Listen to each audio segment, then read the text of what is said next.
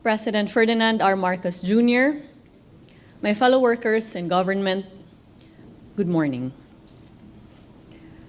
Magandang umaga po sa inyong lahat, lalo-lalo na po sa ating mga beneficiaries ng Turismo Asenso loans.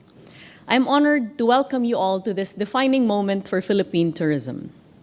Today, we shine a light of hope for our micro, small, and medium enterprises, the men and women whose hard work sustains jobs, nourishes families, and keeps our communities thriving. We are especially privileged to be joined by our beloved President, His Excellency, Ferdinand R. Marcos Jr. Mr. President, maraming salamat po sa inyong patuloy na pagsuporta at pagkalinga sa turismo.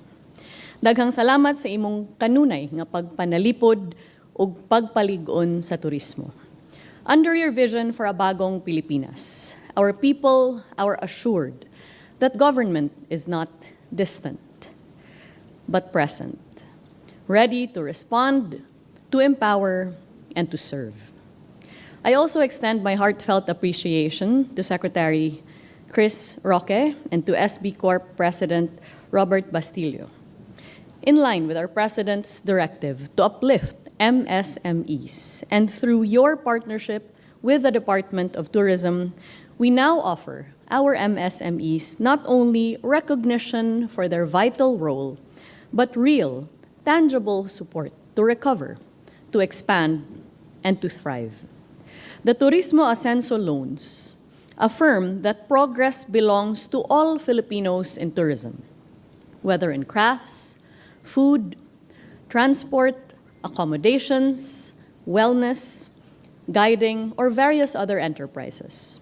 With loans of up to 20 million pesos at affordable interest and flexible tenure, whose livelihood depends on tourism and whose success uplifts entire communities. Tourism, after all, is not only about destinations. Tourism is about people and the millions of Filipinos whose livelihood depends on every journey taken across our islands. Every trip, whether by our own kababayans exploring our country or from visitors abroad, sustains businesses, creates jobs, and fuels pride in our economies. That is why, under a bagong Pilipinas, supporting our MSMEs is central to our nation's inclusive growth, ensuring that the benefits of tourism are felt by every Filipino family. To our Turismo Asenso loan recipients here today, ang inyong sipag at ang inyong tiyaga ang siyang tunay na lakas ng turismo. Your courage to persist despite hardship proves that with the right support, our entrepreneurs can rise, and in rising, we lift our nation with them. And so today, with our President, we affirm together, tourism is not just leisure. Tourism is livelihood. It is our pride, our hope, and a vital pillar of our economy. Sapagkat sa turismo, may trabaho at may asenso ang bawat Pilipino. Maraming salamat, daghang salamat, mabuhay ang ating mga MSMEs at mabuhay ang turismo ng Pilipinas. Thank you, Secretary Frasco.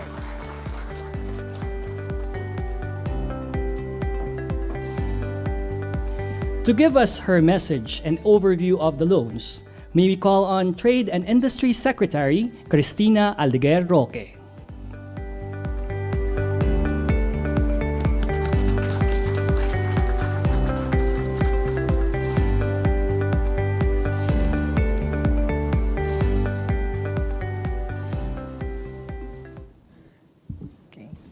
His Excellency President Ferdinand R. Marcos Jr., my fellow Cabinet Secretary Cristina Garcia Frasco of the Department of Tourism, Small Business Corporation President Bobby Bastillo, fellow colleagues from the government, distinguished guests, media partners, and most importantly, our loan awardees today, good morning to all of you.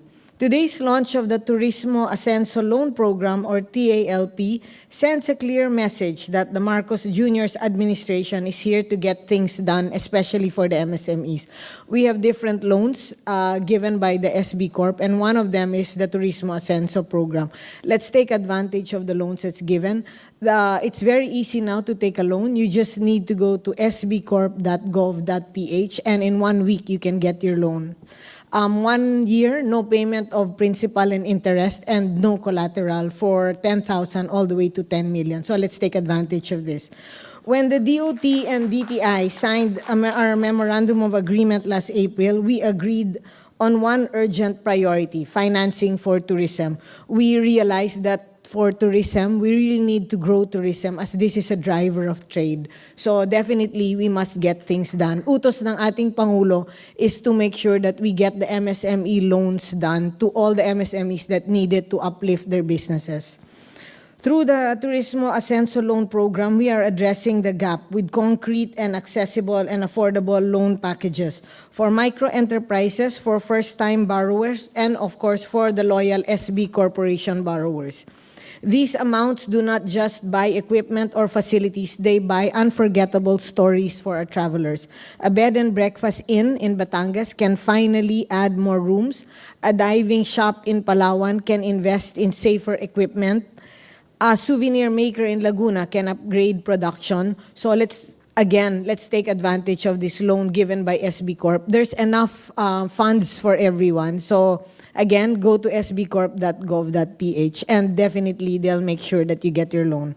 Each loan sustains jobs, fuels local economies, and showcases the best of the Philippines to the world.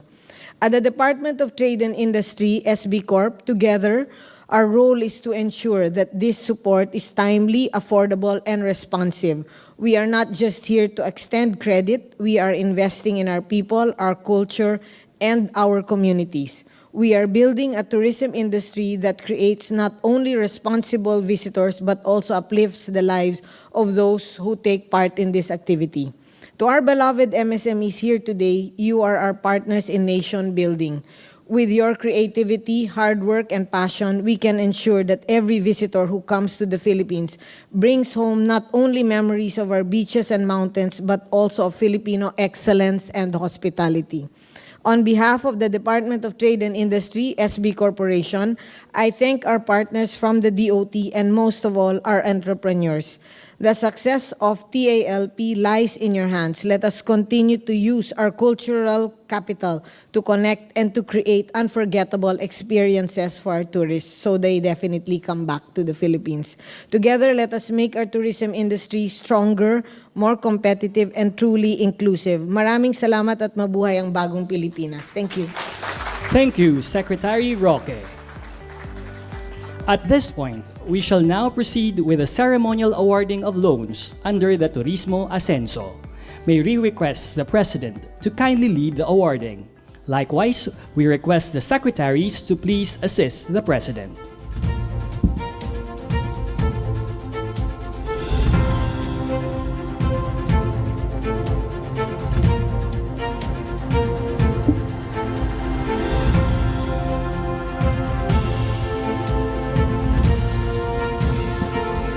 To begin, may we call on Ms. Amelia Ricafrente Hasmin, who's been granted a loan amounting to 150,000 pesos.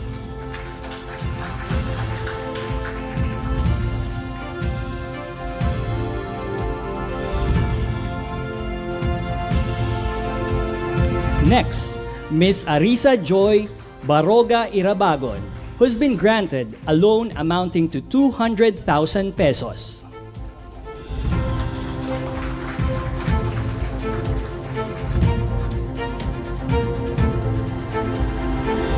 Next, Mr. Roderick Pacordo Calleja, who's been granted a loan amounting to 200,000 pesos.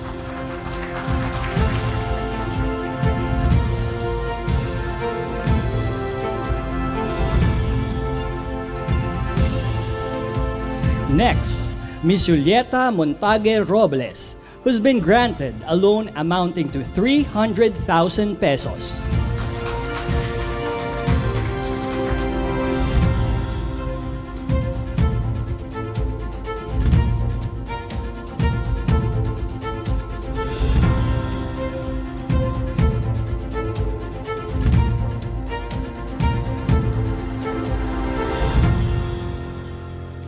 Next, Mr. Jason Darang Alberca, who's been granted a loan amounting to 300,000 pesos.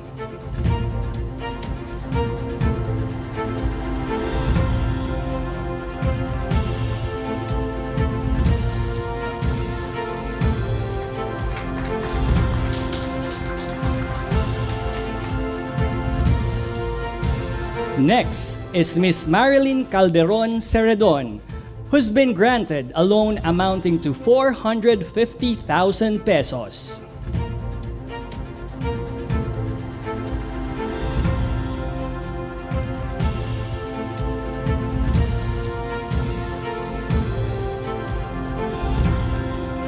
Again, Miss Marilyn Calderon Ceredon, who's been granted a loan amounting to 450,000 pesos.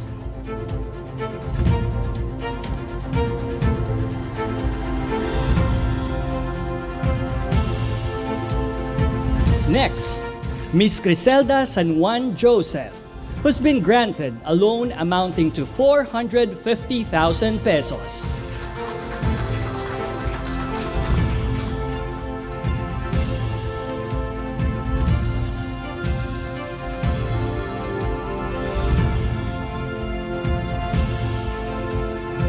Finally, Ms. Jacqueline Claire Castro Bieloglovsky, who's been granted a loan amounting to 1 million pesos.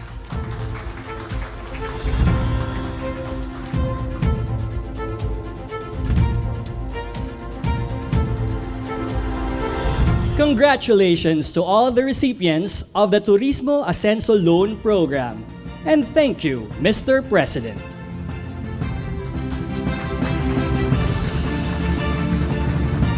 At this point, may we call on once again Tourism Secretary Cristina Garcia Frasco to introduce our guest of honor and keynote speaker.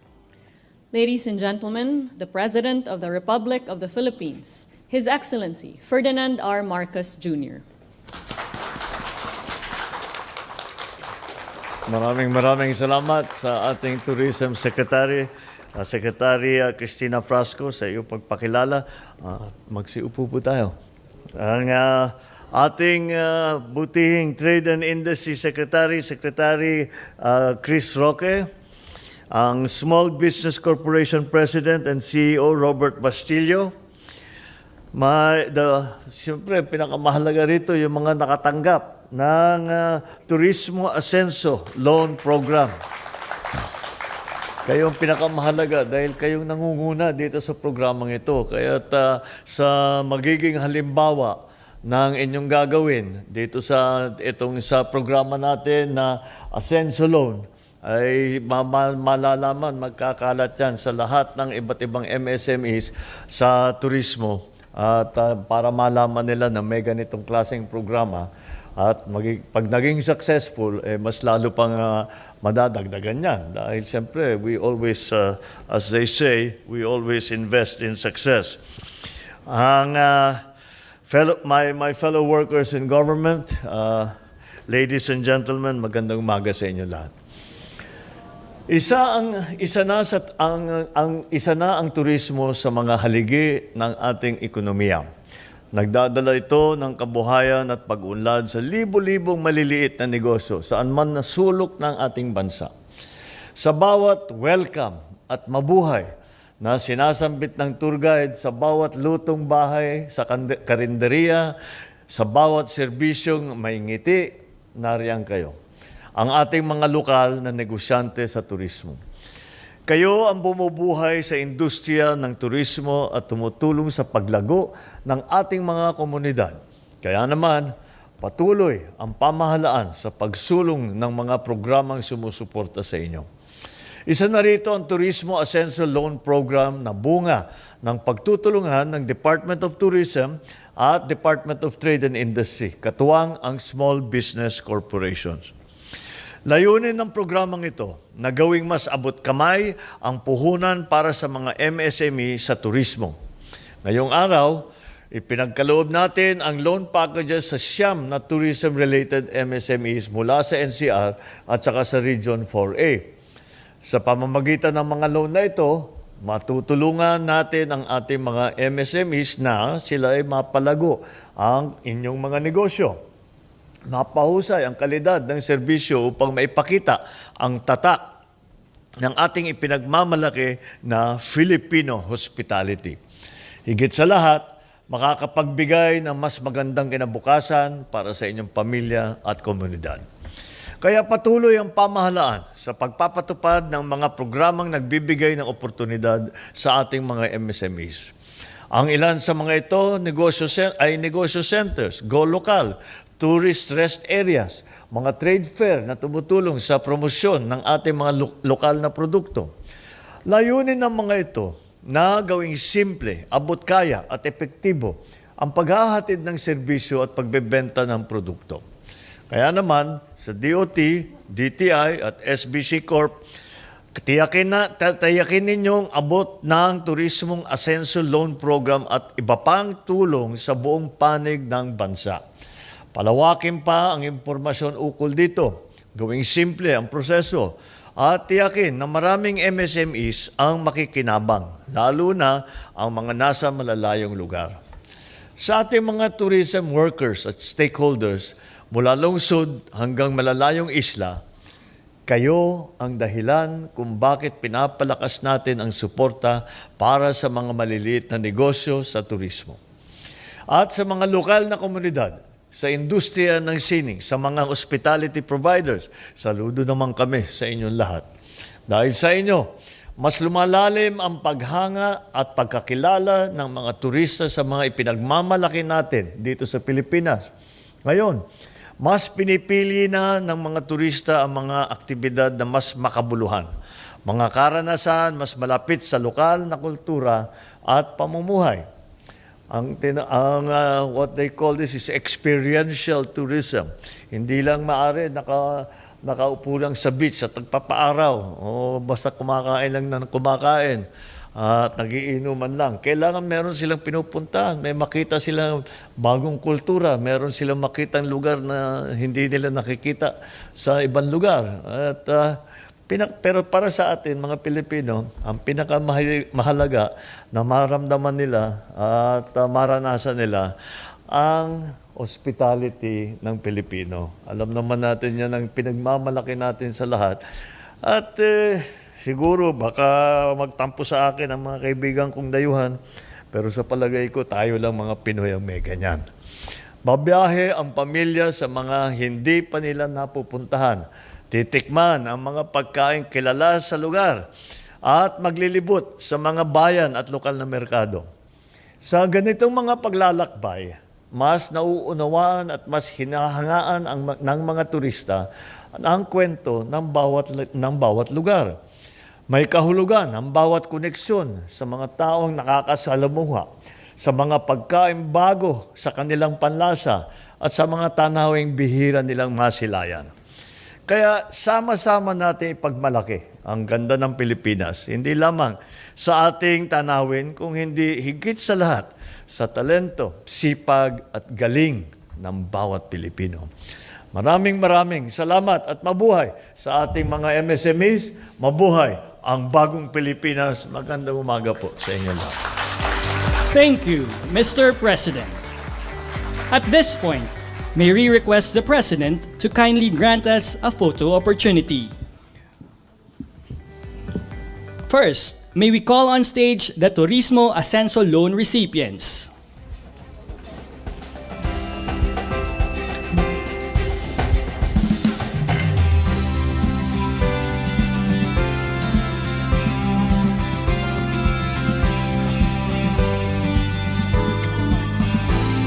DOT, DTI, and SB Corp officials, please stand by.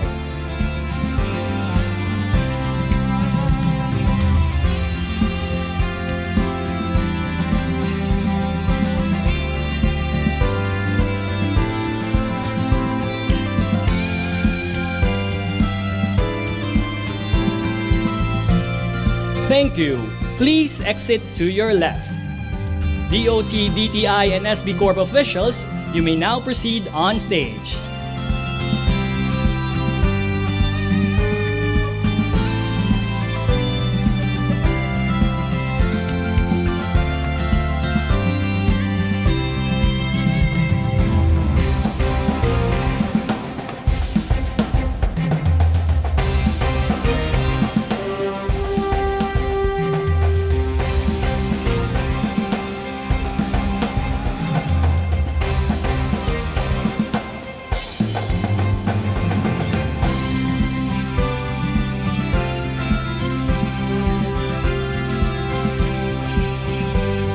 Thank you. Please exit to your right. Thank you, Mr. President, for granting us a photo opportunity. That concludes our program with the President. Thank you, Mr. President, for gracing the Turismo Asenso Loan Awarding Ceremony. Once again, ladies and gentlemen, His Excellency Ferdinand R. Marcos Jr.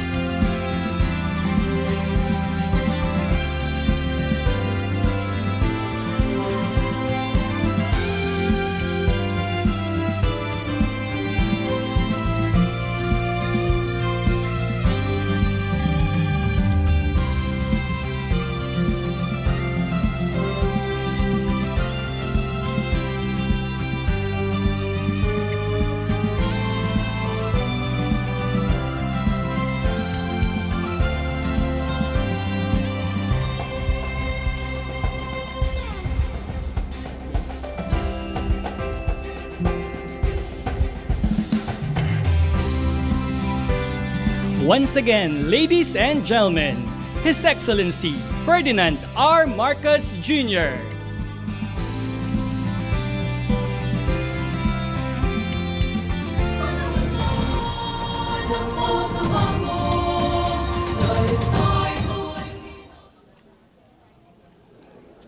Dong, yung ano natin?